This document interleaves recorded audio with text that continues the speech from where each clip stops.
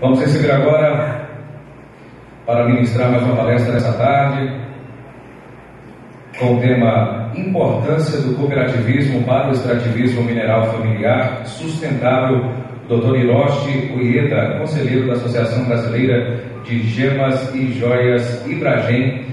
Também é membro da Comissão do Cooperativismo Brasileiro junto a países de língua portuguesa, consultor em cooperativismo, associativismo e empreendedorismo, constituiu cooperativas no Distrito Federal, Amazonas, Roraima e também Goiânia e Goiás, nos ramos da agropecuária, crédito habitacional, trabalho e educacional. É diretor da Associação de Deficientes Físicos e Mentais do Distrito Federal. Senhoras e senhores, com vocês, o Dr. Hiroshi Ueda.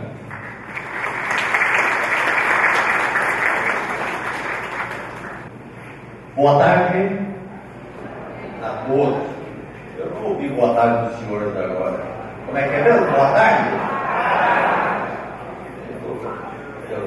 É tão bom assim porque desperto, não é verdade? Bem, antes de começar, já ouvi falar tantas vezes aqui mesmo de que os chineses estão chegando. E eu fiquei preocupado. Porque embora eu tenha essa cara, não sou chinês não. Então pode falar mal à vontade deles. Sou brasileiro, nasci no estado de São Paulo, torcedor do Flamengo.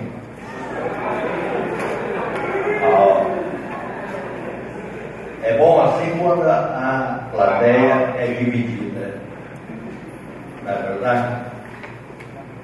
Bem, meus amigos, aqui estamos para apresentar uma proposta de trabalho. Trata-se de um projeto inovador, o primeiro do mundo, e infelizmente não foi apresentado no solo brasileiro. Porquanto, mesmo que insistíssemos em apresentá-lo ao governo federal, imaginem os senhores que foi um país estrangeiro que jamais poderíamos imaginar e que estaria propenso a aceitar um projeto dessa natureza.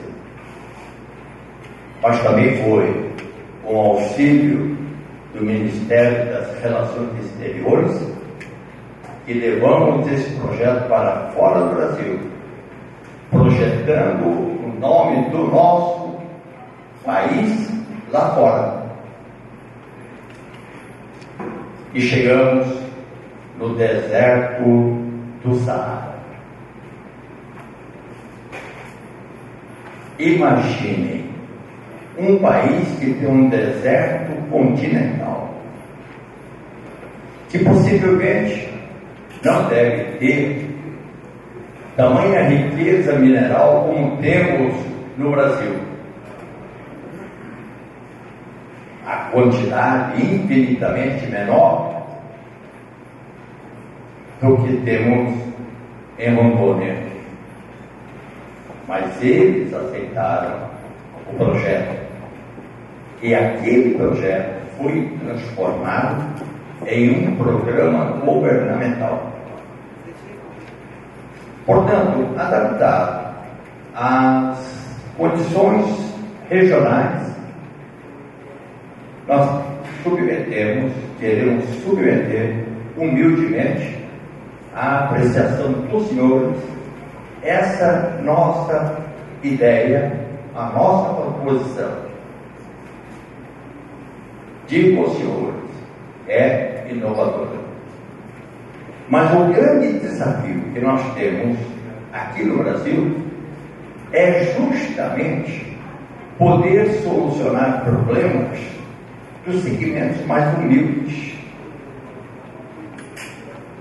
E encontramos no extrativismo mineral praticado pelas famílias, não apenas aqui neste estado, mas em toda a região amazônica, que podemos estender essa nossa visão, de que também em países limítrofes aqui ao estado de Rondônia, também naqueles países, nós encontramos situações bastante difíceis, melindrosas, em que uma atividade é desenvolvida em favor do enriquecimento de muita gente, mas menos para aquele que se ombreia no seu esforço para extrair da terra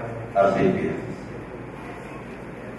Esse é o papel, essa é a importância que damos a essa apresentação.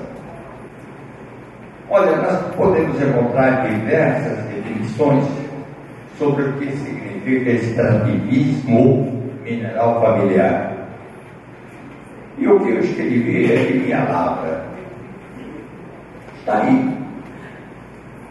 Sintetizando, é uma atividade de coleta de produtos minerais extraídos diretamente do meio natural, praticado por membros de uma família. Mais adiante, coloco. E nem sempre é praticado de uma forma sustentável. Todavia, não quero entrar no mérito, porquanto outros palestrantes terão a oportunidade de desenvolver essa particularidade da sustentabilidade. Sabemos, todavia, que esse extrativismo ele não é praticado pelas pequenas famílias, pequenos garimpeiros, mineradores, durante todo o ano. Muitos se dedicam a outras atividades extrativas, a agricultura, a pesca, porém há determinados meses do ano, durante um largo período, de que, por volta de uma outra opção, vão ao extrativismo mineral. Continuemos. Desde ontem, aqui presente, Dr. Salatiel, digno presidente da OCB, Rondônia, companheiro de jornadas, ele disse: o cooperativismo pode ser um instrumento eficaz para a solução de problemas de qualquer natureza. Aqui no Brasil,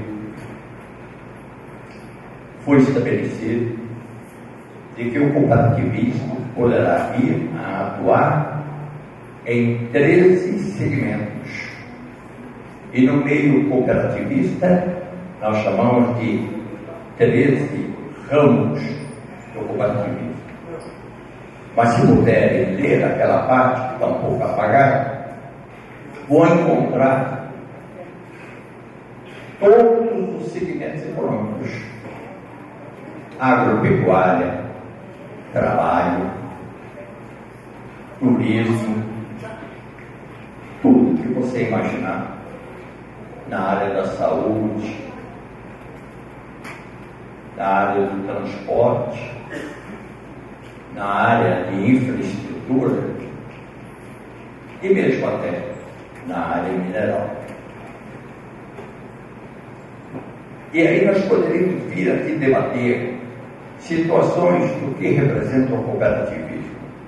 Porém, estamos aqui dentro de uma cooperativa, estamos aqui à frente do presidente da Minacop, com muita propriedade, e endosso as palavras do Salatiel, para dizer que o cooperativismo é a união de esforços e, portanto, também deve ser assim entendido por demais cooperativas da região, que ao invés de se dividir, deverão se ombrear, deverão se unir para fortalecer não apenas o cooperativismo no Estado, mas principalmente porque através dessa união vocês todos se organizarão melhor. A força do cooperativismo está na união desses esforços. Nós podemos imaginar que o que gira em torno de uma cooperativa venha apenas a recair nos ombros de um presidente. E aí vamos, a partir desse ponto, nós vamos explicar as razões que nos levam a acreditar nessa força do cooperativismo. Essa força que me animou desde 1967, quando fui eleito presidente de uma cooperativa de consumo. E no meio cooperativista a gente diz: quem bebe dessa cachaça jamais esquece, fica impregnado. Por quê? Porque tem um simbolismo bonito, solidário. A gente não enxerga concorrentes, a gente não enxerga competidores, a gente enxerga amigos que se unem para que todos ganhem. Então, quando nós falamos sobre isso, nós não estamos falando solitariamente. No mundo inteiro, já chegamos à casa de 1 bilhão de pessoas que são associadas de cooperativas no mundo inteiro. Fiquei extremamente maravilhado quando, em 2005, fui conhecer e fazer o curso de cooperativismo na Espanha, na região de Mondragão. Aquilo sim é o cooperativismo na essência. Uma cidade inteira respirando cooperativismo. Toda a região, todas as pessoas dizendo a uma só voz: eu tenho orgulho de pertencer à cooperativa de Mondragão. Mondragão fica na região basca, e imagine se eles não teriam motivo de orgulho. É a maior fabricante europeia de geladeiras, máquinas de lavar, toda essa linha branca. Como o jovem tem esse orgulho? Ele, quando põe os pés numa escola, que aqui denominamos de primeiro grau, ou primária, ou fundamental, ele entra numa escola cooperativa. Ele começa a aprender de que sozinho ele não vai vencer, mas unidos ele tem uma alternativa, uma opção na vida. Imagine que hoje lá tem universidades cooperativas. Imagine que ninguém sai, como aqui, infelizmente, os jovens saem de um curso de ensino médio sem qualquer vislumbre de que possa ser aproveitado pelo mercado de trabalho, porque quando ele, jovem, tão ansioso de poder então dizer para a família: vou me empregar, vou trabalhar, na entrevista lhe faz uma pergunta: qual a sua experiência? E o jovem diz: eu não tenho. Então, está fora. Lá não. O jovem termina o curso, faz a faculdade, gratuitamente não é. Ele teria que pagar, mas ele só vai ressarcir a faculdade depois que ele se formar, depois que ele constituir uma empresa, enfim, depois que ele já tiver a oportunidade de ter ingressado no mercado. Aí sim, aos poucos ele vai ressarcir. Mas que milagre esse? O milagre está no seguinte: quando ele inclui, ele obrigatoriamente tem que passar por uma incubadora de empresa cooperativa e tem que apresentar um projeto. E a universidade patrocina esse projeto, paga tudo, compra equipamentos, enfim, fazem todos os testes para dizer: o seu produto ou serviço é bom e o mercado vai aceitar. Coisa maravilhosa. Depois constitui-se uma empresa que no Brasil seria um CNPJ, e ele inicia então uma relação comercial, ainda como incubada na faculdade, na universidade. Após ele obter o sucesso esperado, ele se desvincula, tem que montar a empresa. Ainda aí a universidade irá auxiliá-lo, a ponto então que depois ele possa então oferir os resultados econômicos e financeiros e poder então pagar tudo quanto a faculdade investiu. Esse é o pensamento que está um pouco longe da realidade do que ainda o Brasil vai alcançar no futuro. Mas estamos a caminho. O cooperativismo do Brasil já alcançou números extraordinários. Mas comparado com o mundo, o cooperativismo brasileiro ainda está engatinhando. Temos muito que aprender. Estive num país do sul da África, em Botsuana.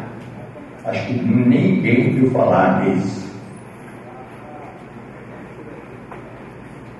Pois bem, o nosso objetivo é criar cooperativas agropecuárias naquele país em que, aí que vem uma parte importante, 95% de toda a riqueza do país está, chamamos de PIB, está repousado na exportação de diamantes.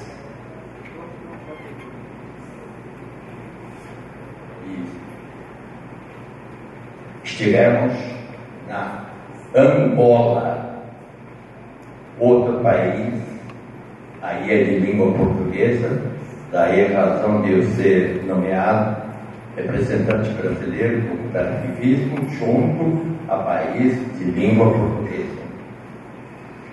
Em Angola, a situação era completamente diferente. Eles diziam que tinham um histórico e uma experiência no cooperativismo. Mas não era verdade. Tinham associações de campesinos ou associações da atividade agrícola. Cooperativa, nenhuma. E aí o desafio foi duplicado, porque teríamos uma incumbência de criar as leis do cooperativismo. Há bem pouco estava lendo publicações, e se tiver alguém aqui do DNPN, que por favor me perdoe a observação, mas a lei 5764, vigente até hoje, promulgada em dezembro de 71, diz claramente que para constituir cooperativas tem que se ter, no mínimo, 20 cooperados. Até que um dos projetos em andamento do Congresso Nacional venha a disciplinar contrariamente, DNPM terá que tomar um pouco de cuidado ao informar de que para constituir cooperativas basta apenas 7 pessoas. Isto contraria a lei vigente. Continuemos.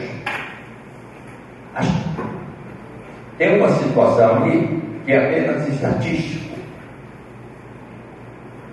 São esses os 13 ramos. Só para ter uma ideia da força do cooperativismo aqui no Brasil, numa posição de dezembro de 2010. São 6.600 e poucas cooperativas. Mas o dado mais impressionante: 90% da produção de soja são produzidas por cooperativas brasileiras, que têm presença nos mercados com seus produtos. Isto vai me remeter àquele momento em que fui chamado a Roraima para constituir uma cooperativa agropecuária para o plantio de soja em Roraima. Por que desafio? Quem iria conceber que lá teria condições de solo, de clima, para desenvolver uma lavoura tão preciosa? E lá está a cooperativa dizendo: vencemos. Então, gente, o que eu quero dizer? Que todos nós, se quisermos vencer, passar por obstáculos, não é apenas 7 vezes 70 que teremos que bater na rocha para obter resultados. Teremos que ter obstinação. Só que nós não temos muito tempo para ficar esperando, aguardando soluções. O que temos que fazer é nos mobilizarmos. E uma cooperativa terá que pensar seriamente no cumprimento do 7º princípio do cooperativismo, que, em suma, é o desenvolvimento da localidade. Isso significa desenvolver econômica, financeira, educativa, cultural, social, o homem cooperado. Mas basta ser o homem cooperado? Não. Porque esse homem cooperado está inserido em uma comunidade. E, portanto, a cooperativa tem uma responsabilidade de também desenvolver a localidade onde está inserida. Só assim é que deixaremos de ouvir expressões de que primeiro teremos de nos organizar para depois receber as atenções do governo. É o contrário, gente. É o governo que precisa de nós. Uma tarefa que poderia estar sendo desenvolvida. Digamos, por que cooperativas de saúde? Porque há deficiência no segmento de saúde no Brasil. Por que cooperativa de crédito? Porque há uma ganância exagerada dos donos dos bancos. Por que organizarmos em cooperativas minerais? Porque através da nossa união é que podemos colher os resultados que queremos. Vamos tentar explicar isso à frente. Muita gente pergunta o que é uma cooperativa. E a gente, se formos a conceitos, nós vamos encontrar centenas. Eu tenho uma forma muito resumida e fácil de entender o que é uma cooperativa. De um lado, na parte da base, nós temos os cooperados. O que são cooperados? Pessoas físicas que desenvolvem a mesma atividade e buscam soluções aos seus problemas e querem alcançar resultados econômicos e financeiros.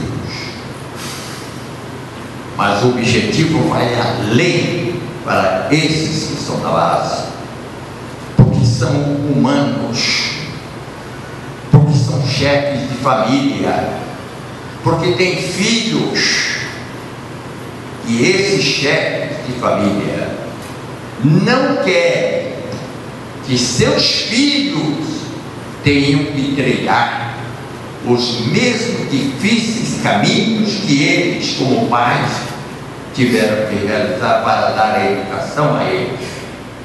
Portanto, o que tem como objetivo não é apenas o aspecto material, mas tem algo sublime.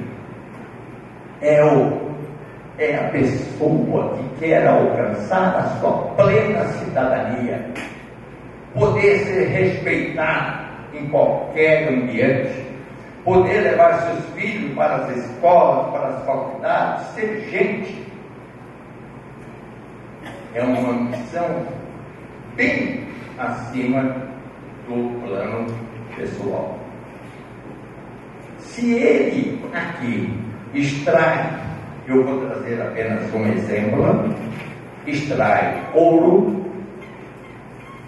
a cooperativa existe como prestadora de serviço, mais nada. Uma cooperativa não visa lucro, não é a cooperativa que está tirando, extraindo, é o cooperado que está realizando esse trabalho. A cooperativa tem, sim, a obrigação de buscar o mercado e colocar o produto dos seus cooperados. E o que é que quer o mercado? Quer produtos e serviços de boa qualidade e bons preços. Não adianta levar para o mercado um ouro com teor 80, que o mercado não vai comprar. Depois, o mercado dá então um retorno através da cooperativa. Esse retorno chega à base. São as ações para os cooperados. O que é que a cooperativa vai fazer? Vai agregar valor, vai obter maiores resultados econômicos e financeiros. Por favor, guardem esta palavra: agregar valor. Logo mais à frente, vamos explicar o motivo do nosso projeto.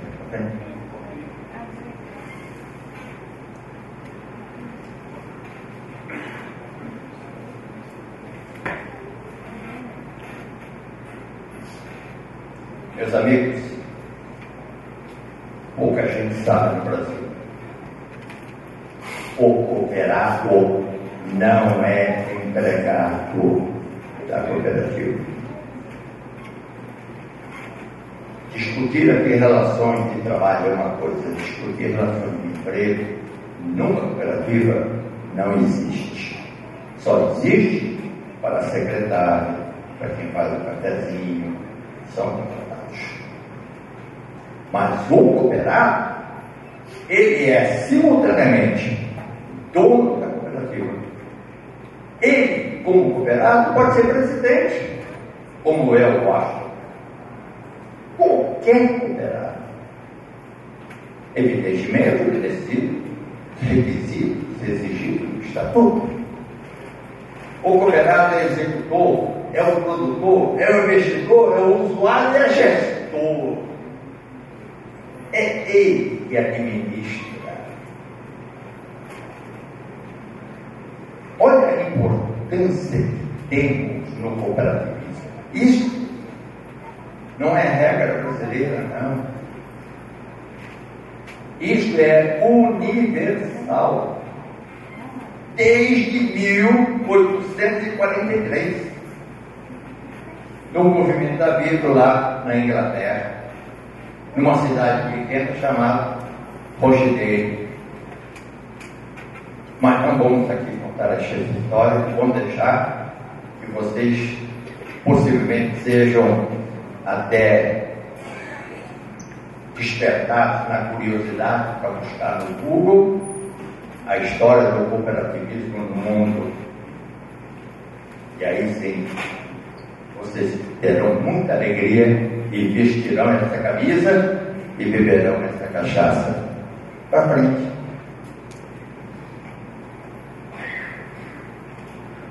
Olha a diferença. Eu vou procurar não ler, mas a diferença básica é a seguinte: cooperativas são resultado da união de esforços de pessoas,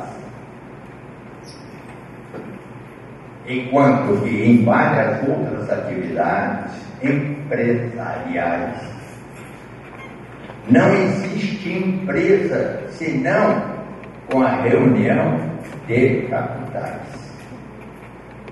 Aí muita gente virá me perguntar: mas para eu entrar numa cooperativa, para me tornar associado, eu não tenho que comprar cotas partes?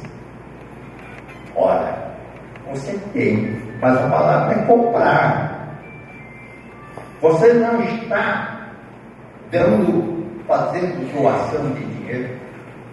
Você está adquirindo cotas partes que, quando você quiser, no momento que você quiser, você poderá ter restituído, se por acaso você falar: eu preciso sair da cooperativa. E aí você tem de volta o seu dinheirinho e ainda com acréscimo de juros. É uma pequena caderneta de poupança, mas pense bem, o que interessa à cooperativa não é essencialmente o dinheirinho. O que interessa é que você se agregue com o seu esforço, com o seu trabalho, para poder você crescer. A cooperativa é apenas prestadora de serviço. Não pode ter lucro. Tanto não pode que quando se faz o balanço no fim do ano, e se por acaso lá sobrarem algumas coisas, em termos financeiros, todo mundo se reúne como aqui e vamos discutir o que é que nós vamos fazer com esse dinheiro. Só para ilustrar, eu sou associado de uma cooperativa de crédito chamada Cooperforte, que eu tive a honra de também colaborar para constituí-la. No ano que se passou, sobraram 30 milhões de reais. Só. Você também? Fica à vontade.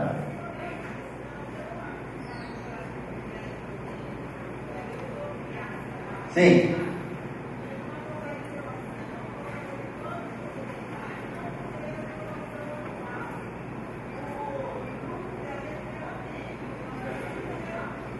Olha, exerça o seu direito de exigir. Olha, todo cooperado é dono, tá bom? Temos casos, muitos casos de cooperativas mal geridas. Eu, lamentavelmente, eu posso citar um que me causa até vergonha. Cooperativa que reunia só japoneses e que quebrou. Chamava Cutia. Mas se você for lá para dentro da Cutia para saber o que foi que houve, você vai chegar para assim, tinha que quebrar. Como eu sabia, em 1986, quando aqui estive pela primeira vez, e a ilustríssima desembargadora estava sendo nomeada em novembro de 86, eu, dia 7 de setembro de 86, eu estava na praça vendo o desfile do 7 de setembro aqui. Mas a minha missão não era de turismo, era de tentar salvar o Verão e não consegui. Não, Verão não era cooperativa. Eu trabalhava no Banco do Brasil, fui designado pelo Banco Central do Brasil para vir para cá tentar resolver, para ver se não entrava no buraco. Mas já quando eu cheguei, já não tinha mais jeito. Agora, bem, vamos ser sinceros.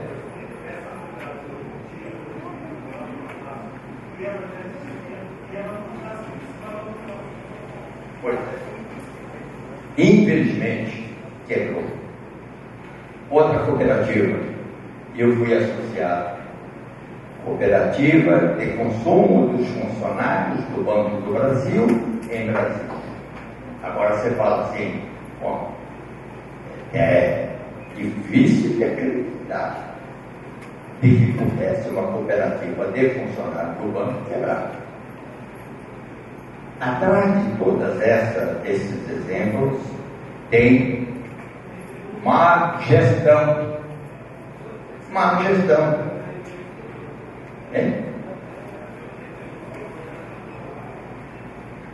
Olha, exemplos você tem muitos. Daí a razão que temos aqui para dizer: juntem as cooperativas para dar mais força, mais transparência, enfim. E vocês podem contar aqui com o apoio da OCDE. Afinal, é tarefa própria da OCDE. Vamos para frente. Vou dizer uma coisa aqui que pouca gente fala assim, mas você não devia dizer isso. principalmente no meio cooperativo. Gente, ninguém entra numa cooperativa apenas porque os olhos do Washington são limpos. Não é por isso, gente. A pessoa entra na cooperativa objetivando alguma coisa muito assim material. Primeira coisa, eu vim para ganhar dinheiro. Como é que eu vou entrar num empreendimento em que muitos também, mas eu não conheço todos, sei para quem é, eu me conheço, eu conheço os outros. Como é que eu posso acreditar que os outros sejam tão honestos quanto eu? Eu vou para ganhar dinheiro. Quero ser feliz.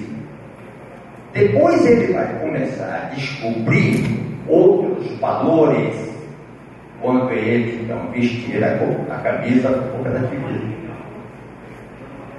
E aí sim ele vai dizer: fiz a opção correta. Numa cooperativa séria. Gente, nós temos empresas cooperativas no Brasil maiores do que muitas empresas comerciais. O sistema de crédito cooperativo está se rivalizando aí com os bancos de primeira linha. Cicobi, Sicredi, Unicred, todos. Gente, vocês sabiam que a Unimed é uma cooperativa? Pouca gente sabe. É uma cooperativa. Vamos continuar? Não.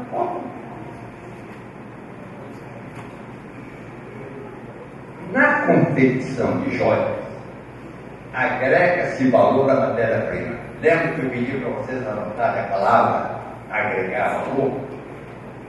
Anotaram. Muito bem. Quem aqui tem uma chacrinha?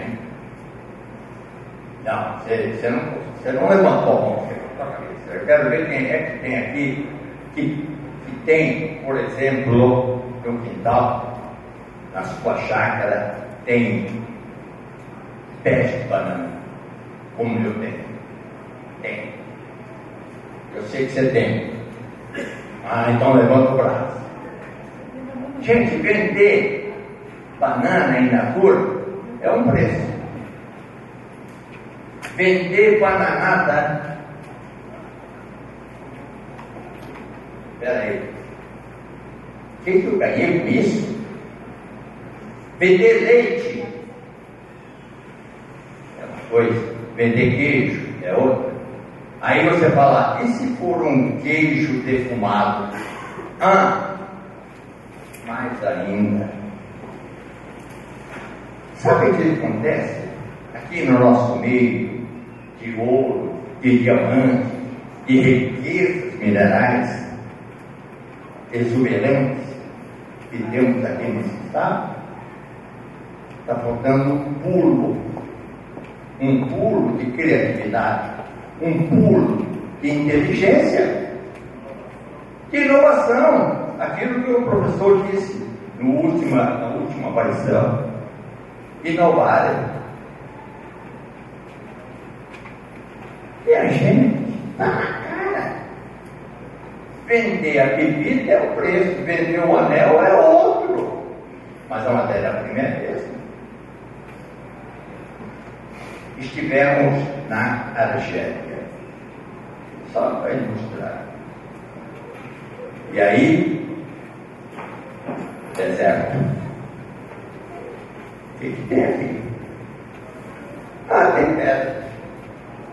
Então vamos conhecer as trincheiras das pedras para ver o que tem. Fomos lá. Todas opacas. Nenhuma transparente. Sim, tá. Bom, vamos levar um pouco para Brasília e nós vamos trabalhar com essas pedras. Mas antes, queremos conhecer o trabalho que vocês executam com outro material. Só trabalhamos aqui com prata. Ah, é? Nós queremos conhecer.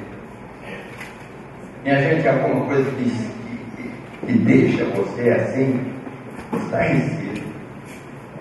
O trabalho de organizaria que eles têm, nem a organizaria de função mesmo, é executar sentado no chão, na areia, com uma bigorna, um outro companheiro com um fole enorme para manter viva a chama, e ele na marreta dando forma à joia. E aí falamos, e se nós incrustássemos uma pedra, uma gema? Oh, mas a gente não sabe fazer isso. Ah, vocês não sabem lapidar. Ah, não sabemos. Vocês têm desenho próprio? Quer dizer, se eu falasse design, vocês têm desenho próprio? Nossos desenhos são todos baseados na nossa religião, na nossa crença. Tanto é verdade que tudo assume formas e figuras dentro da crença religiosa que eles têm. Falei, mas se colocasse um pouco, aí é outra coisa. Então nós vamos ensiná-los a lapidar, a fazer outras formas, a trabalhar com ouro, com prata, com outros metais. Trouxemos as pedras e depois remetemos para eles, já então lapidados. Essas pedras, na segunda viagem que eu fiz para lá, sabe, a gente se arrepia como brasileiro, ver que eles deram uma distinção absoluta àquilo que nós mandamos para eles. Eles colocaram dentro de uma campânula de vidro com inscrições dizendo: são pedras argelinas trabalhadas e foram confeccionadas em Brasília, no Brasil.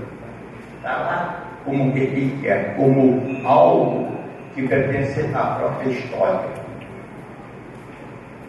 Vejam, aqui a gente não está dando importância a essa possibilidade, mas agregar valor é exatamente o que eu estou falando. Continuemos. A atividade que é praticada por famílias aqui na região amazônica, ela tem um forte impacto econômico global em toda a região. Eu não sei os números em milhões de reais, mas eu digo que deve ser uma cifra astronômica. Sim, mas e a família? Como é que está a condição daquele que tirou o ouro? É incompatível com a qualidade de vida individual de cada família. Praticamente segregada a possibilidade de desenvolvimento sociocultural. Esse sociocultural tem, na verdade, abrange tudo que você imaginar, econômico, educativo, cultural, seja lá o que for a forma de dizer. O que falta ao cidadão esse que trabalha lá extraindo para sua família é que ele não enxerga sequer um palmo de possibilidade de progresso na vida deles. A gente tem obrigação de mudar isso. Eu tenho certeza que o que eu estou falando aqui está dando eco àqueles que estão dentro da atividade garimpeira. Temos que mudar. Vamos para frente. Quais são as alternativas? Mais uma vez, agregar valor, transformando em produtos acabados de boa qualidade. É sair, como é que chama esse negócio, batéria? É isso?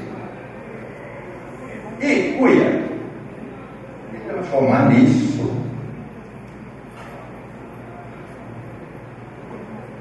É outra coisa. Como diz o motorista, são outros 500. Capacitar novos profissionais na área de confecção de joias. Perguntinha de escola, primeiro ano. Quantos lapidários tem em Porto Velho? Quem sabe responder? Quantos em número lapidários tem em Porto Velho? Tem 3. Sabe quem é um deles?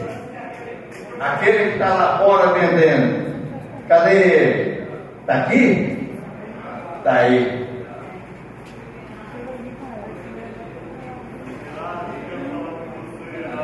Não dá para acreditar, sabe? Ter tanta riqueza na mão e deixar esvair na palma da mão para a felicidade de quem? Ainda vou mostrar, não chegou, para a felicidade. Aqui vocês usam a expressão patrão. Lá em São Paulo, no interior, são os comerciantes que obrigam o trabalhador rural a comprar exclusivamente os gêneros em seu estabelecimento. Vendem fiado. No fim do mês, tem que ter acerto de contas. O empregado não leva um tostão. Fica sempre devendo. Isso aqui não está diferente aqui não. Gente trabalhando apenas para não morrer de fome. A troco de farinha, sem mesmo disse. São comerciantes inescrupulosos. Outra perguntinha. Dentro da cadeia produtiva, e ainda numa fase inicial, quem é que está ganhando mais? É o que extrai ou é aquele que compra? Cara, é o intermediário, preposto.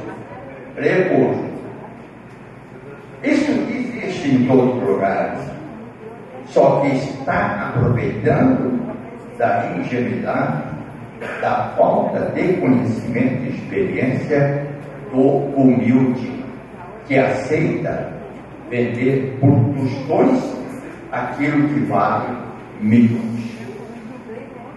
Após o estudo de geologia, diferentemente de geologia,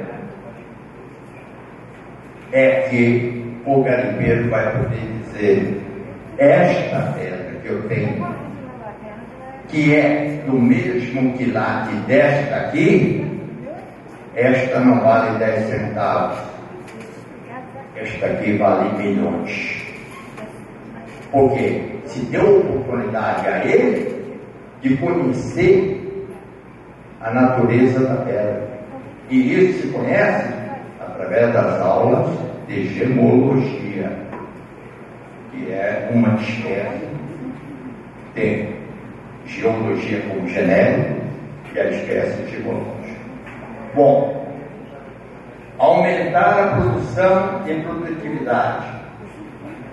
Olha o que se reserva de um desafio para todos vocês: criar o polo de joias aqui em Rondônia. Atrás disso aí vão aparecer interesses de grandes bancos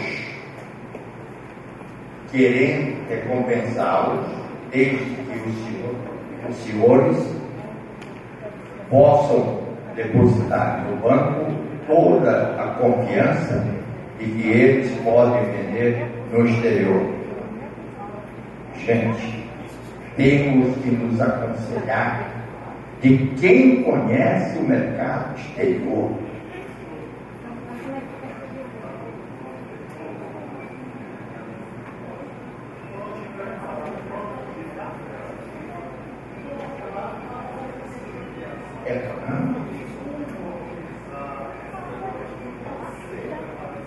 né? Por isso,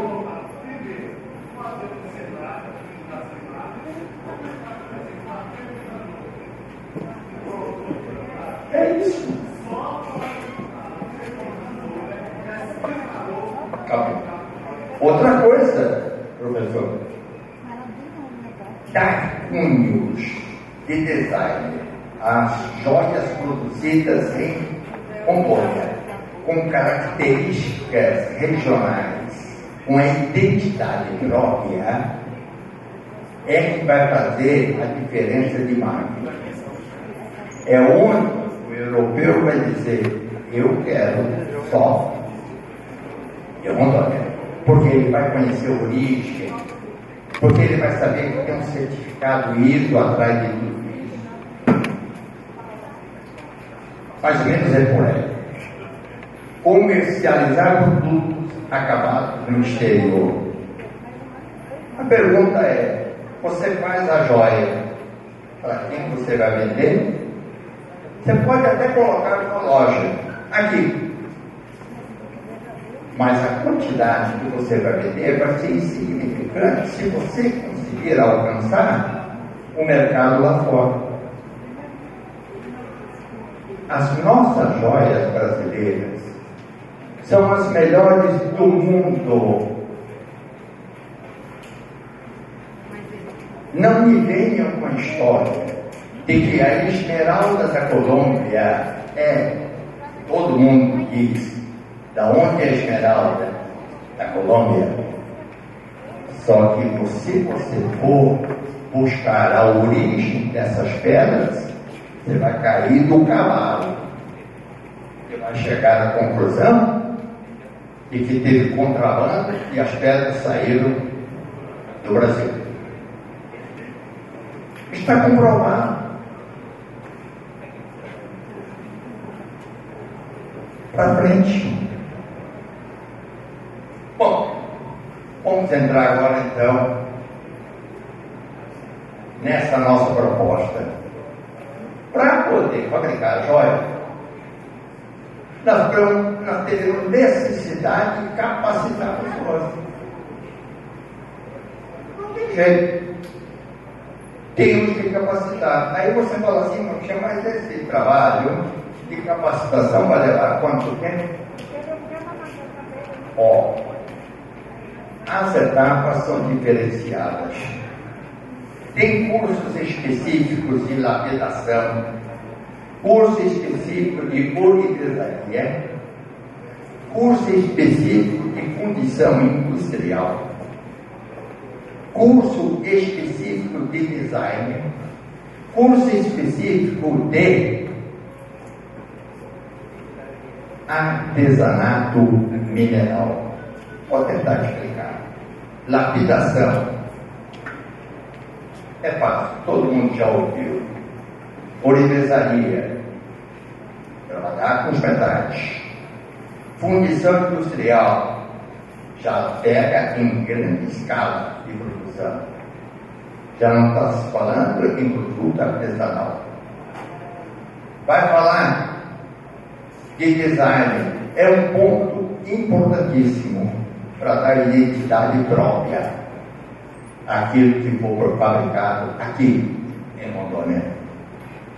Por último, artesanato mineral.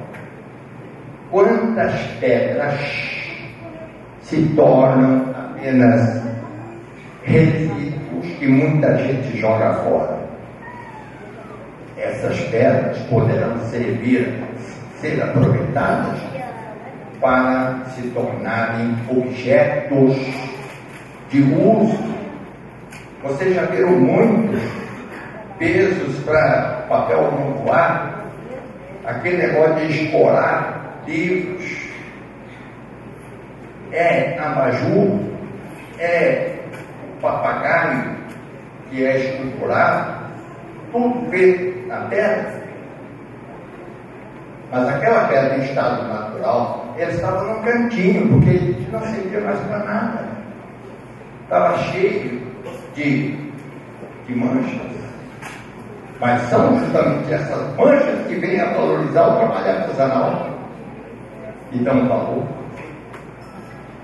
Então, tudo isso é suscetível de ser ministrado para que a pessoa possa sair com certificado.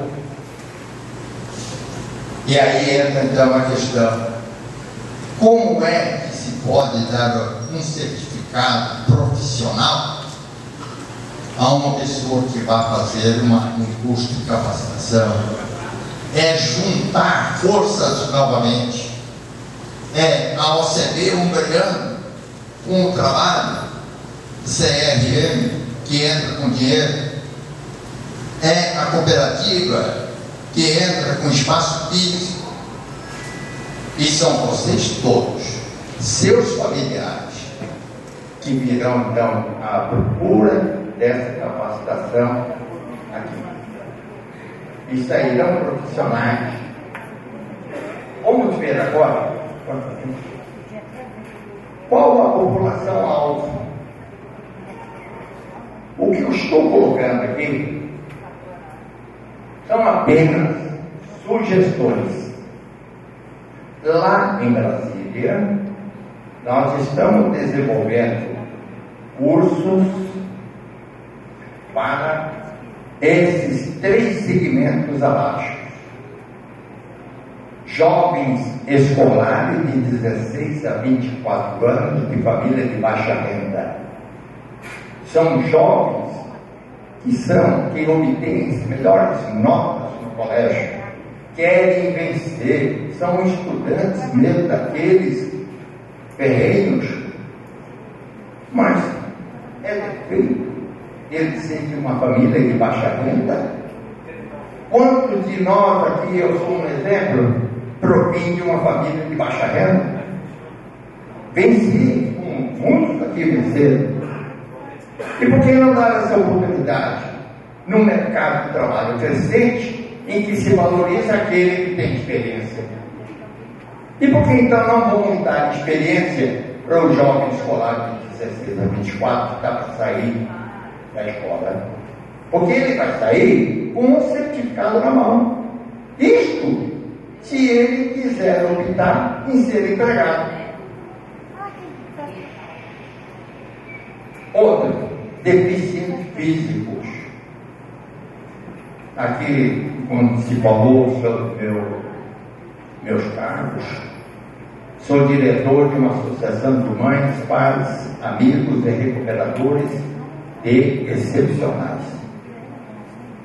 É talvez o segmento mais, como se fala, quando ninguém quer, ninguém entrega, rejeitado, falou.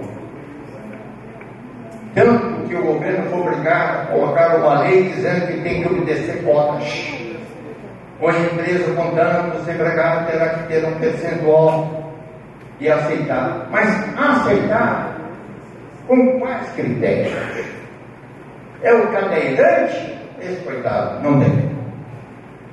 É aquele que é deficiente auditivo? Tem. Aceitar aquele que tem falta de um dedinho da mão esquerda? Não. É aqui e que já foi presidente.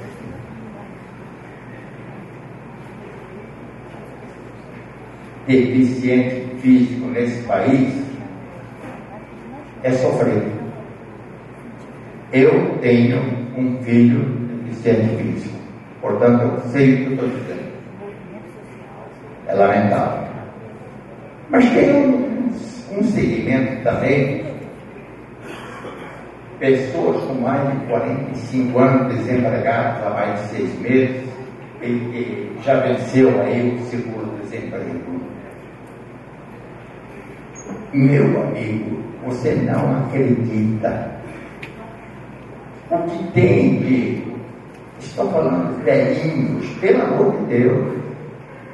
São pessoas ainda em capacidade de trabalho. São pessoas...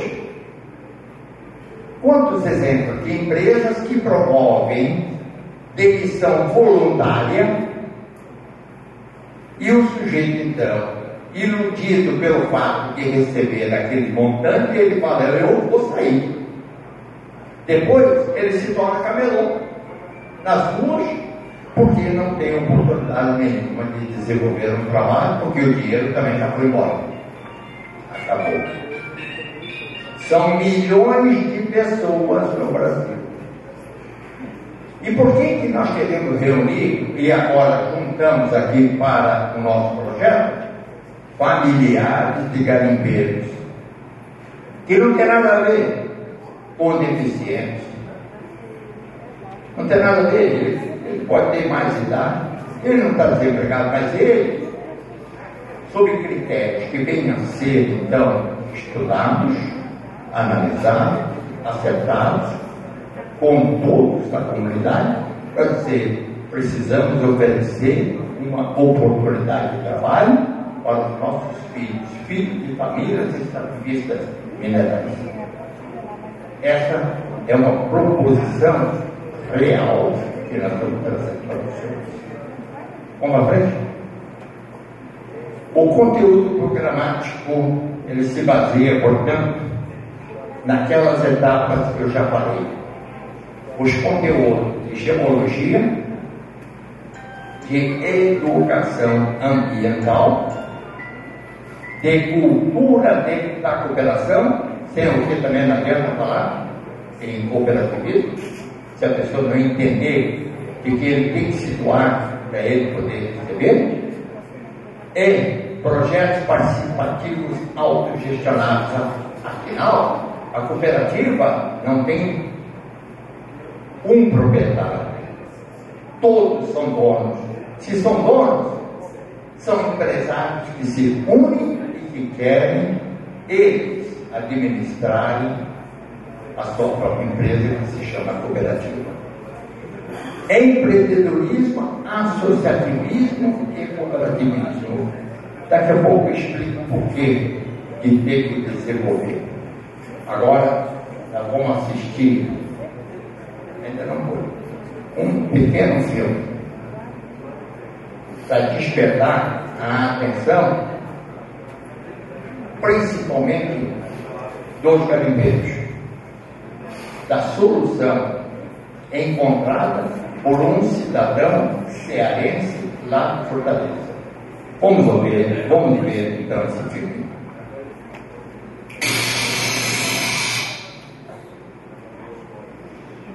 O processo começa com o ovo sendo derretido e transformado em bastão para medir a quantidade. Com isso, dá para fazer um par de alianças tradicionais. O bastão passa pelo laminador de fio para ganhar forma. Com o alicate, o ourives Paulo vai dando ao fio o formato de círculo. Aí já podemos identificar um anel.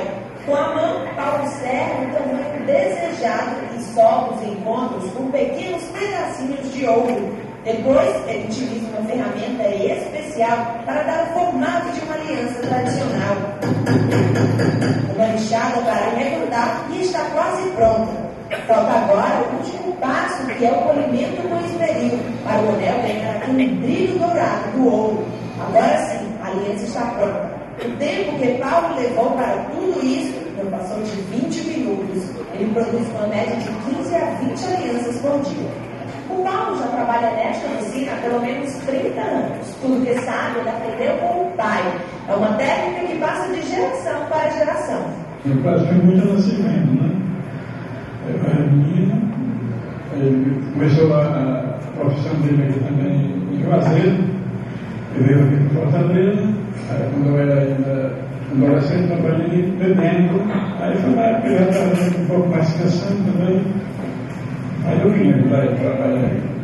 O sobrinho Jorge Ricardo já está trabalhando com Paulo. Ele conta que começou apenas lapidando a peça, mas depois que o avô faleceu, o tio o convidou para que os dois levassem a técnica adiante. Esse fabricou uma peça, outra, deu certo, aí iniciou o aperfeiçoamento da arte. Além de alianças, os dois também trabalham com anéis de formatura, pedras brasileiras como cristais, quartzo, topázio, ametista, jade, esmeralda e rubi. Eles também produzem brincos de prata com esses modelos de folhas e coqueiros, que chamam bastante atenção.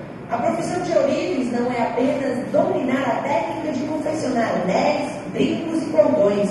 O tio e o sobrinho concordam que só conseguem esse resultado porque se dedicam de corpo e alma à arte de fabricar joias. Tem que ser feito com muito carinho, tem que ter muita paciência, tem que ter muito amor para você, senão não dá certo. Orives é uma arte muito bonita, muita gente fala, muita gente faz, né? Hoje é muita gente fazendo, mas você tem que gostar muito de fazer.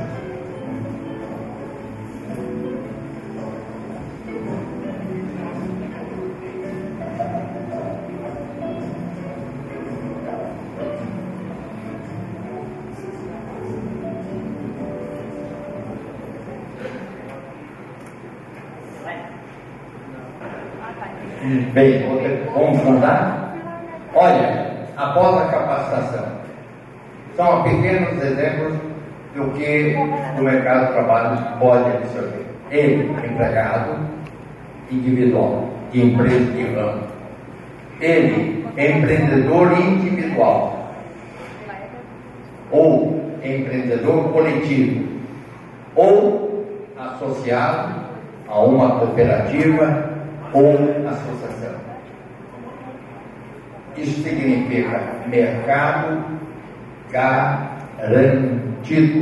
E hoje a polícia fala garantido. É verdade. Ele tem uma profissão.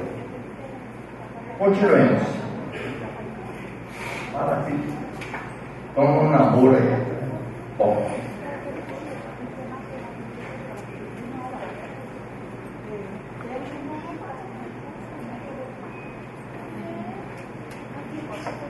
A cooperativa mineral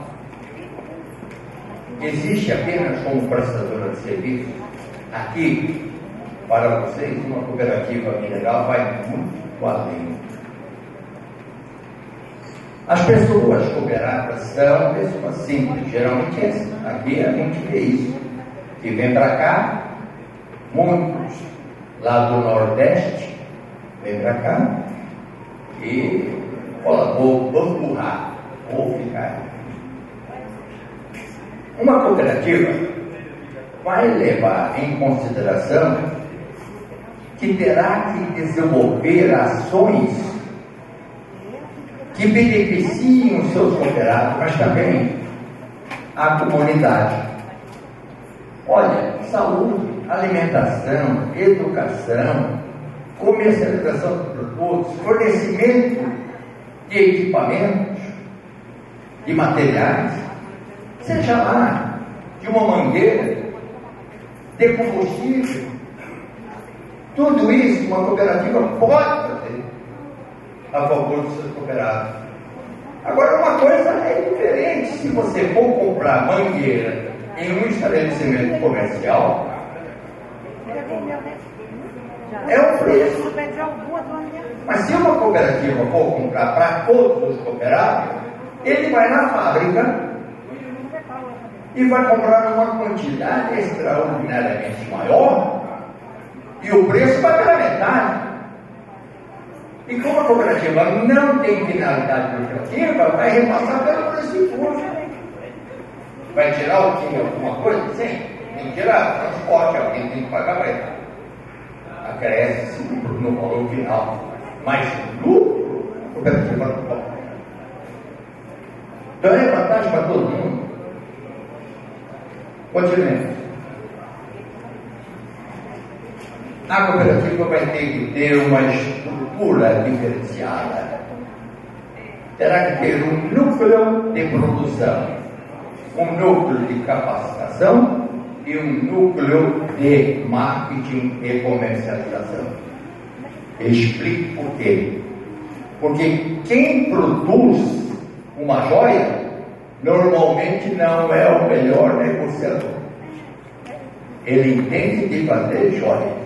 Na hora de vender é um fracasso. Tem dois núcleos que se confundem. Núcleo de capacitação. Mas onde vai se desenvolver a capacitação? Em um ambiente que tenha várias salas e que tem equipamentos próprios e adequados para aquele tipo de capacitação.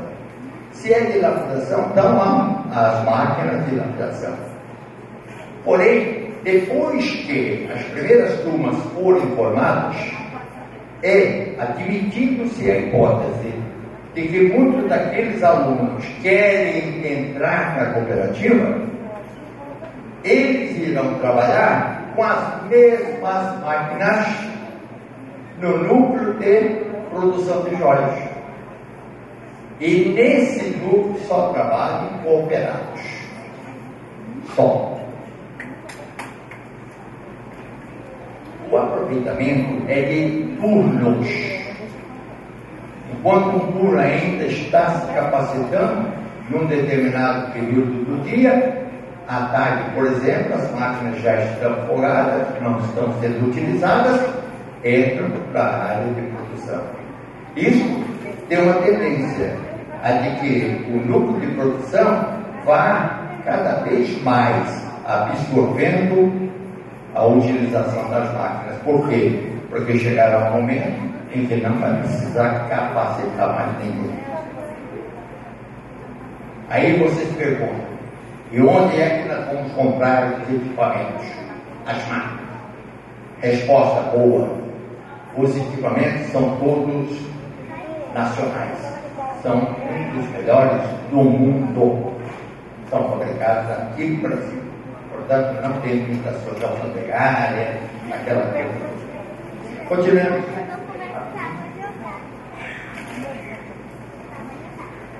O que objetiva a cooperativa? Repetindo, mais ou menos, é organizar o trabalho, capacitar, assessorar, se estabelecer no mercado, participar de eventos nacionais e internacionais, enfim, vai ter projeção do Estado de Rondônia lá fora. Continuando. Resultado esperado a curto prazo e início dessa capacitação. A médio e longo prazo tem coisa muito importante aí. Por exemplo, redução do contrato.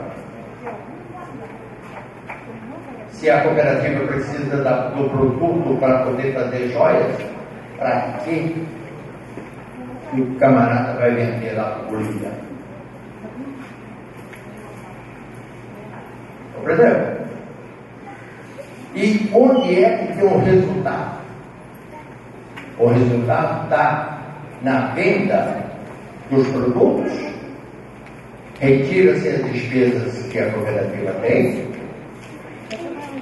e cada um vai receber de acordo com as operações que fizer com a cooperativa.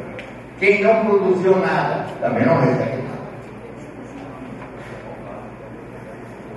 Quais as joias que mais venderam? Foram do José. Então, esse é o seu direito maior. Assim se estabelece as regras de acordo com a vontade de todos os cooperados. Vamos para frente. Vocês já leram, né? Vocês falaram muito de IDH. Olha que coisa maravilhosa. Nos municípios brasileiros onde tem cooperativa, o IDH é superior. Por exemplo, aqui no norte, são 500 e poucas cooperativas e municípios com cooperativas são 35%. Cooperativa do município, 1,29%. IDH de município sem cooperativa, 0,647. IDH de municípios com cooperativas, 0,694. Aí você fala assim, mas por que é diferente? É porque a cultura modificou, a educação evoluiu, a necessidade do cidadão cooperado de ele pensar não nos efeitos, mas com preocupação nas causas, ele fica menos doente. Ao contrário que tem de colocar seus filhos em boas escolas, muda todo o panorama naqueles municípios que tem cooperativa. Esse é um curso que nós estamos levando a efeito lá em Brasília, junto com o Instituto Cooperforte. Cooperforte. Coop significa cooperativa, não é isso? É um trabalho de integração de cooperativas. Aliás, quando se fala em integração de cooperativa, é maravilhoso. Se você pensar que precisa contratar uma transportadora e poder contratar uma cooperativa transportadora, você vai pagar bem menos, porque a cooperativa não precisa de tudo. E daí para frente, vamos para frente. Outro, quando eu falei de que os artesãos lá trabalham sentados no chão, lá a fotografia. É daquele jeito. E aqui estamos juntos com nossos amigos argelinos.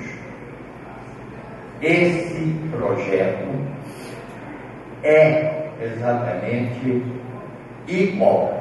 Esse que nós estamos falando aqui com os senhores é exatamente igual ao que estamos iniciando no deserto do Saara. Igual. Diferencia alguma coisa?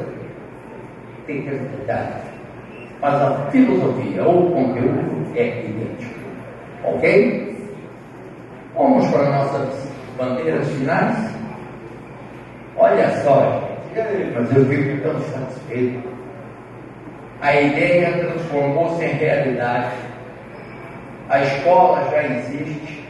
A fotografia da escola está aqui. Não é sonho. O sonho já chegou para eles. E já tem então até as dependências. Quando eu falei da campânula com as pedras, com as coisas, me referi exatamente a essa campânula aqui. Olha, foram quantos ministros? Acho que 4, 5 ministros de Estado para inaugurar a escola. E agora estão chegando já todos os maquinários brasileiros, equipamentos, já estão chegando lá no local e bem provável que ao final do ano nós temos que ir para lá de novo. Precisamos da compreensão das autoridades em aceitar um projeto que lá fora aceita e aqui não conseguimos. Tá? Vamos saber. Ponto. Puxa. Tem umas palavras bonitas aí, ó. Não são da minha lavra.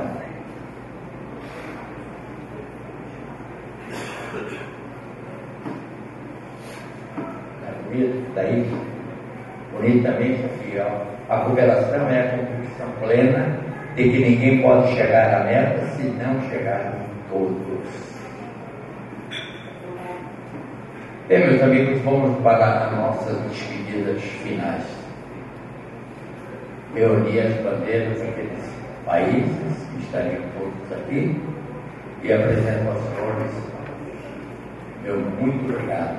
Obrigado à comissão organizadora por este evento. Obrigado à cooperativa em nome do Dr. Washington por nos ter convidado. Muito obrigado. Muito obrigado a vocês.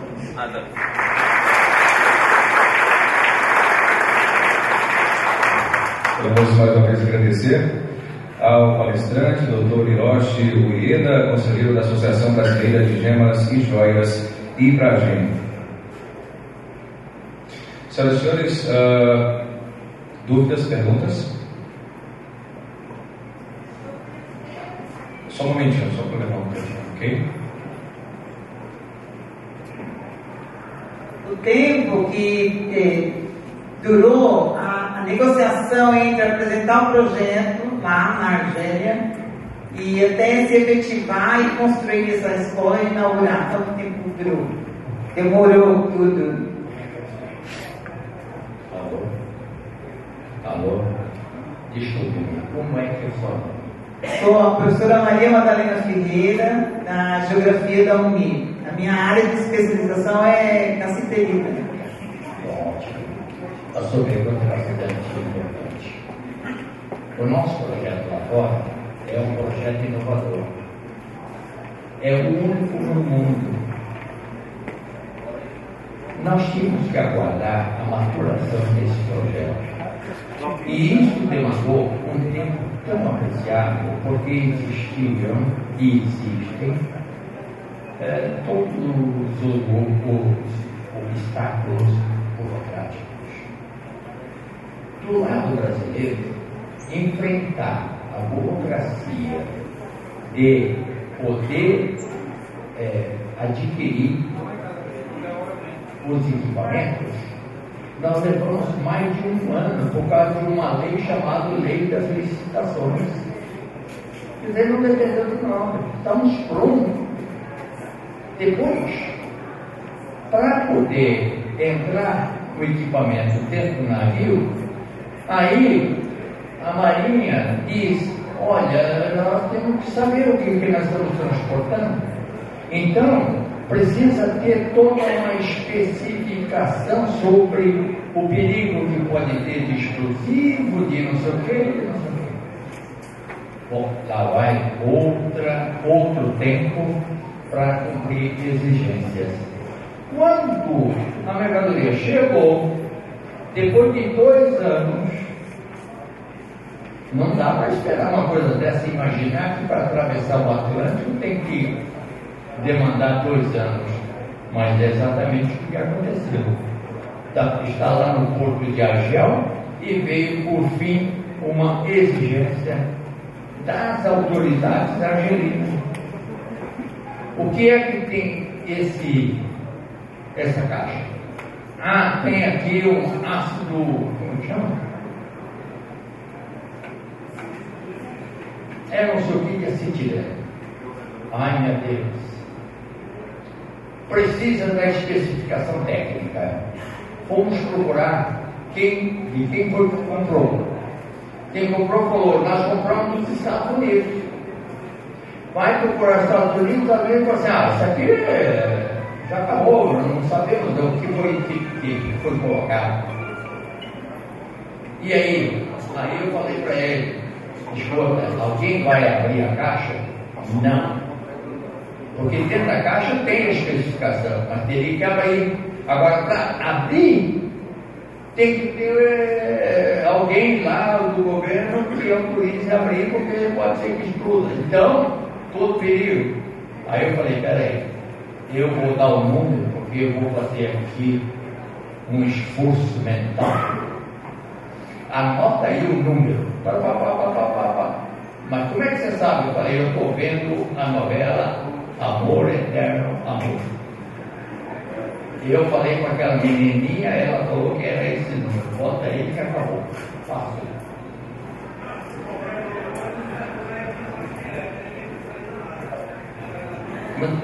Sabe quantos anos daquela época até hoje? 2007 começamos. O primeiro ano foi para fazer o diagnóstico da situação deles, porque eles estavam escondendo para nós. Não era com aquelas pedrinhas, não. É que tem minas de esmeralda, de rubi, que não mostraram para nós. Então eles querem aprender, mas querem utilizar isso aí para a produção de joias. E outra coisa para finalizar aqui entre todos: se eu falei, não me confunda com os chineses, lá eles também não querem chinês lá. Quando nós nos apresentamos, somos brasileiros, colocaram tapete vermelho, falaram: vocês são muito bem precisados. Pô, maravilha. Vou botar aqui. Mais ou menos, 2007 até hoje, 5 anos. Objetivamente. Esse projeto, todavia, aqui é para começar hoje, ou melhor, ontem, se vocês aceitarem. Se vocês aceitarem. Nós estaremos discutindo, porque o projeto já estava elaborado, só que é um volume desse tamanho. Não vou colocar aqui porque é cansativo. É intensa mesmo. Agora, me perguntar se tem recurso para isso, você me perdoe a sinceridade dinheiro tem. O que não tem é um bom projeto. Temos mais um questionamento? Eu quero parabenizar aqui a fala do senhor, porque, na verdade, fiquei aqui esperando a fala do BNDES, mas parece que nos deu o cano, né? Eu não sei que era a fala, ou ainda bem. Aqui está no folder, né? E o BNDES não veio, mas o senhor está aí nos falando um pouco de políticas públicas na área da juventude, porque nós aqui em Porto Velho, não sei o que posso dizer em relação ao Estado, mas em Porto Velho nós somos muito carentes de políticas públicas. E quando o senhor fala em um curso de capacitação, de lapidação, eu fico assim muito feliz, porque eu acho que falta de matéria para fazer, aqui não falta. E quero dizer ao senhor, eu acho que o senhor até conhece algumas bijuterias feitas em Porto Velho, eu sei que o senhor conhece. Nós temos aqui duas designers e antes do senhor ir, eu até gostaria que o senhor visse o que elas fazem, que já tem na Inglaterra, já tem na França e na Itália, e que estão assim sendo chamadas as matérias aqui de Porto Velho, essa matéria-prima que tem que ser feita realmente. E dizendo assim, em relação às cooperativas, em relação aos garimpeiros que aqui estão, que às vezes ficam querendo até falar, e assim até por vergonha mesmo, que às vezes a gente falar não quer, né? Então, seria muito importante realmente, porque tem muitos aqui que eu conheço que vieram assim comentar comigo: olha, dona Jo, será que a senhora sabe se o BNDES vence? Porque nós estamos aqui, nós queremos saber sobre os projetos, nós queremos saber sobre as ajudas. Então, só se comprometer em vir com um evento internacional e depois chegar assim, com a cara assim de dizer, não fui, é muita falta de respeito com os garimpeiros e com a gente. Porque hoje é um sábado, amanhã é domingo, todo mundo saiu da sua casa e vem aqui para prestigiar o evento e aprender.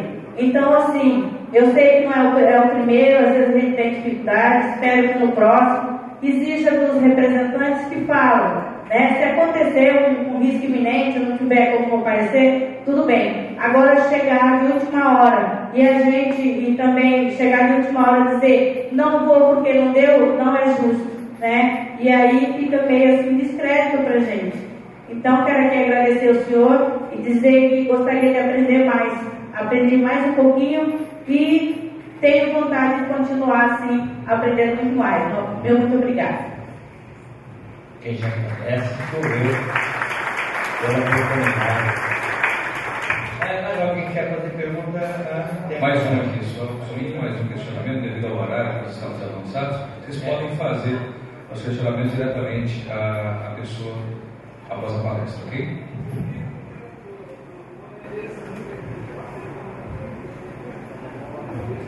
Nós temos um cronograma para seguir, precisamos respeitar os outros palestrantes. Muito obrigado. É só um registro, as pessoas que estão interessadas em garimpeiros, empreendedores desse setor, estão aqui. Mas foram convidados o governador, foram convidados o senador, foram convidados o deputado, foram convidados o presidente da Assembleia. Eu não vi nenhum deles aqui. Desde ontem, nós não vimos aqui. Os garimpeiros que morreram, aliás, que foram assassinados no Roosevelt, eu acho que merecem todo o nosso respeito aqui. Eu acompanhei eles desde o Roosevelt até o IML aqui. Eles não tinham cara de bandidos. Os garimpeiros que foram assassinados na Alberal, aí no Ciclo do Ouro, nós também acompanhamos eles lá no Matagal até aqui no IML. Eles não tinham cara de bandidos. Os garimpeiros que foram expulsos do Rio Madeira por estarem garimpando num rio que é brasileiro, que é nosso, que é de Rondônia, que pertence ao povo, não eram bandidos. Os que estão sendo expulsos hoje por uma legislação caduca de quase 40 anos, tá certo? Estão sendo injustiçados. As pessoas que estão aqui, que me ouviram e que viram um alento, uma esperança de que eles possam, através da derrubada dessa legislação que está aí a perseguir garimpeiros, empreendedores e pais de famílias e trabalhadores, nós nos sentimos muito honrados e felizes de ter isso aqui hoje como uma esperança, uma porta que se abre junto com uma cooperativa dessa que proporcionou essa oportunidade. Eu queria não fazer a pergunta, mas deixar esse registro, que oportunidades como essa são positivas e abrem verdadeiros caminhos. Muito obrigado. Muito obrigado.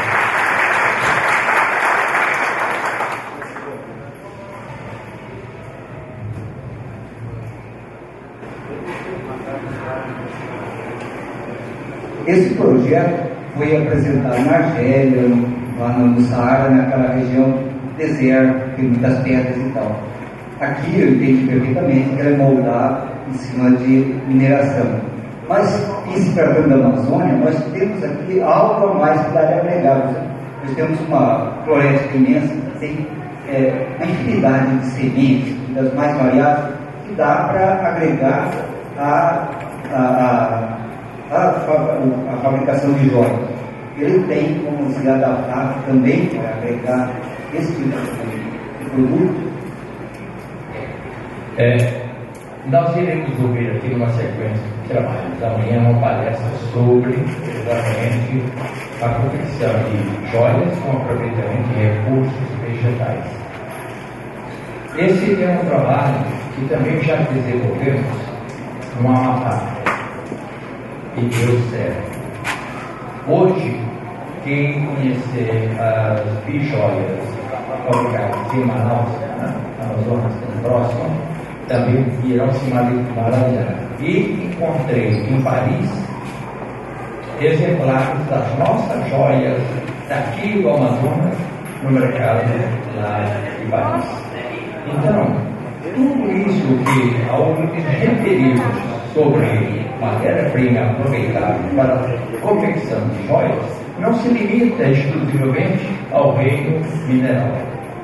Há possibilidade mil de podermos agregar, então, madeira, sementes, enfim, tudo aquilo que vem a interessar uma joia e dar o valor comercial necessário.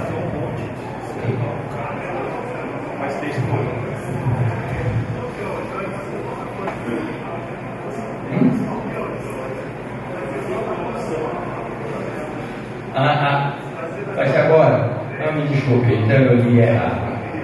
Temos uma pergunta do nosso amigo.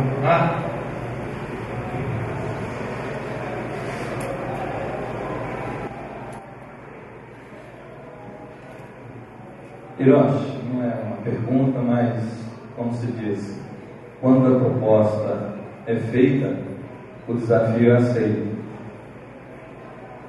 Aprendemos a cada dia com as pessoas, e hoje, para mim aqui, confesso, está sendo um aprendizado com a sua apresentação. Verdade.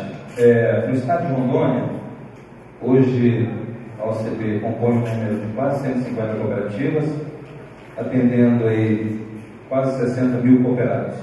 Só no ramo crédito, nós temos 30 mil cooperados. E nós temos feito um trabalho, quando o senhor disse da intercooperação, se nós buscarmos trocar serviços, quando você compra individual, é um valor. Quando você compra no coletivo, é outro. Exemplo da Coopitax aqui de Porto Velho.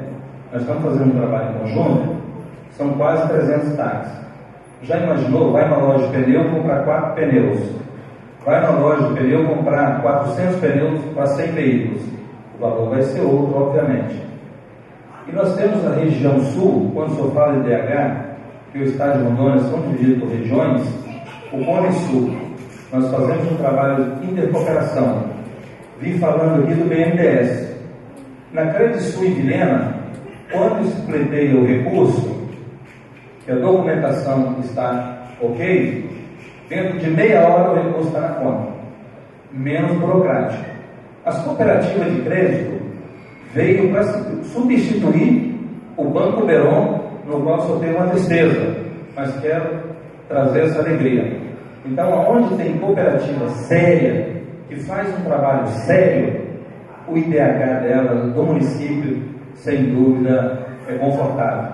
E nós temos cooperativas educacionais, porque dizem que a educação começa no banco escolar.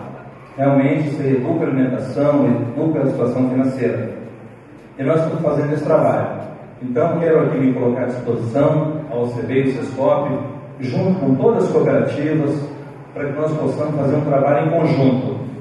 E quero que o senhor retorne mais vezes ao nosso estado. O senhor, tenho certeza que o Marazzi irá vir junto, que ele já veio novamente. O Marazzi é o presidente da OCB do Distrito Federal, no qual é amigo do Hiroshi e amigo nosso também.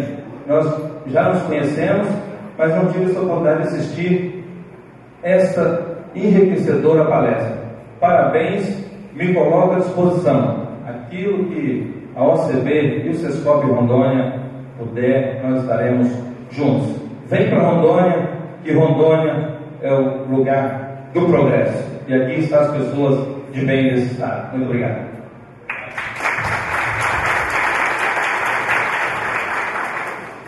Muito bem, mais uma vez nós queremos agradecer ao palestrante, doutor Hiroshi Ueda. Mais uma pergunta? Ok. Eu transferi aqui para o parceiro. Professor, a gente já está há 37 anos na administrativa do nosso estado. Já vimos todos os filmes, mas me despertou para uma pergunta a sua enriquecedora palestra. Lá nos idos dos anos 80, nós ajudamos na redação do artigo 227 da Constituição Federal, porque nós temos documentos que provam que a garimpagem em Rondônia não respeita o problema de idade nem sexo. Então nós tivemos problemas em todas as áreas de garimpagem. Tem uma gelada ali do Brasil, né? E nos preocupa que a agricultura familiar é a maior promotora de exploração de trabalho infantil. Aí vem de garimpagem familiar. Agora a pergunta é, no projeto que o gentilmente colocou aí, respeita o 227 da Constituição Federal? É bastante oportuna a sua pergunta. A resposta não poderia ser diferente. Total respeito. Se a gente imaginar a obtenção de um certificado ISO, cadê o nosso professor? Está aqui. Se a gente observar a legislação de produtos orgânicos, uma das exigências maiores está exatamente em se trocar as fontes de produção com aproveitamento de mão de obra braçal de crianças. Isto não vai acontecer.